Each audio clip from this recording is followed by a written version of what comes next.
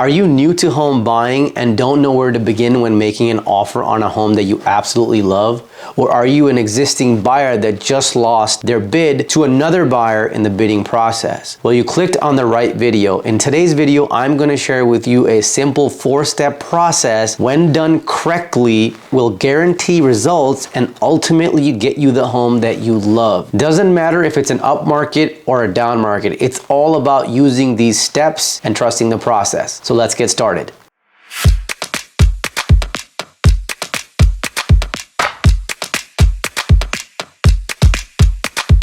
When we are trying to achieve success, say in health, wellness, finances, or in our case, getting our offer accepted, there is always a specific process that we can use that will get us there faster with the least resistance. Now, you can always throw paint on the wall or listen to all kinds of advice and just do things off the whim, but in that process or in that way, there will be roadblocks. So here are the 4 steps buyers can take to significantly increase their chances of getting their offer accepted. So number 1, work with a trusted advisor. Let me emphasize that. A trusted advisor. That means someone that you trust. May that be your loan officer or your real estate agent.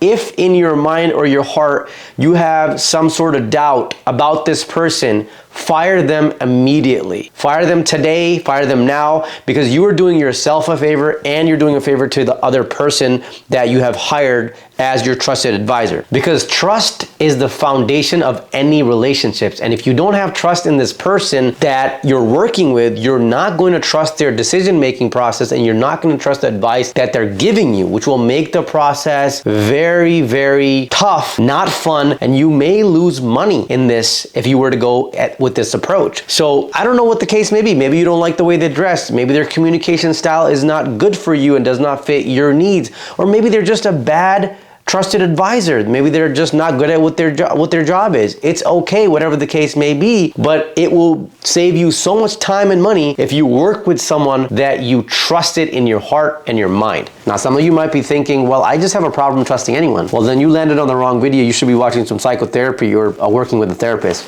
No, I'm just kidding. For reals though, if you don't trust them, don't work with them. Number 2, know the comparables. What are comparables? Comparables are identical or similar homes that have sold in a close proximity of the house that you're looking to put an offer on. So in this case, you could do the research yourself, but if you've already hired a trusted advisor, talk to your real estate agent and find out what are the comparables of the home that you're looking to buy in. Ask them for the last 6 months data or the last 3 months or the last 8 months. Whatever data is available for the last year, year and a half, ask them that number and look at those numbers yourself and look at the most recent comparable. What I mean by that is, say if you're looking to buy a house, we're in April, look at a home that's sold in March. If there's not one in March, look at one that's sold in February. Not one in February, look at the one comparable that's sold in November. Because 99% of the time, that comparable is gonna be the benchmark that the seller is going to use or has in their mind when they've listed their property on the market. So for example, if the comparable is a $900,000 for a home that's just sold, that is an exact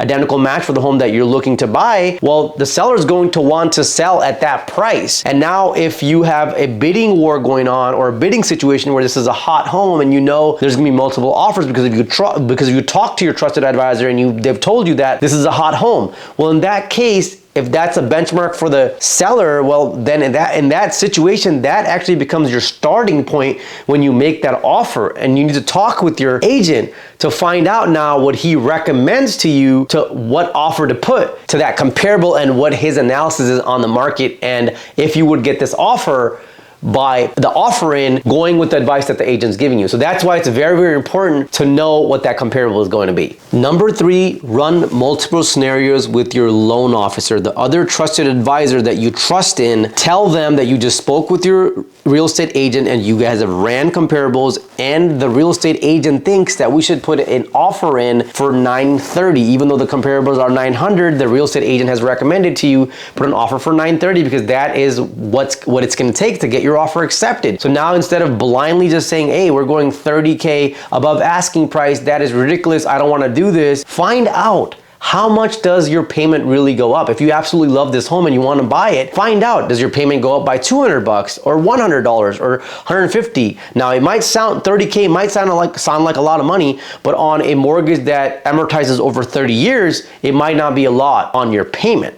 So you want to run those multiple scenarios with your loan officer to find out what the payment looks like, to give yourself a better understanding of what your agent is saying and how that payment makes you feel. That way you could be in the game now because you know your numbers and you've run multiple scenarios with your loan officer. Step number 4, logic versus emotion. This step is very closely correlated with step number 3 with the numbers. So now you have talked to your loan officer and you know what your mortgage payment is going to look like on this scenario that your real estate agent is about to make the offer on. So you want to ask yourself deeply, logically speaking, what is this going to do to your pocket after making your mortgage payment? How much money you're going to have left over? Does this make sense? Does it make you feel comfortable? And if the answer is yes, it does make you feel comfortable and you've done the step 1, 2, 3 correctly and thoroughly, well then now you can move forward with full faith and you can tell your agent to make that offer with full zeal. Now this completely changes the dynamic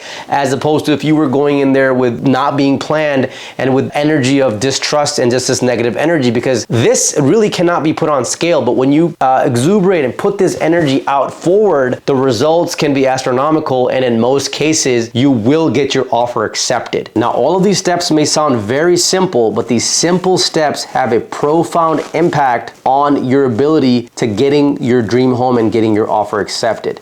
That's all I have for today. If this video was insightful, useful, and valuable to you, please hit the like button and subscribe to my channel to get more videos like this. Until next time, this is Karan saying.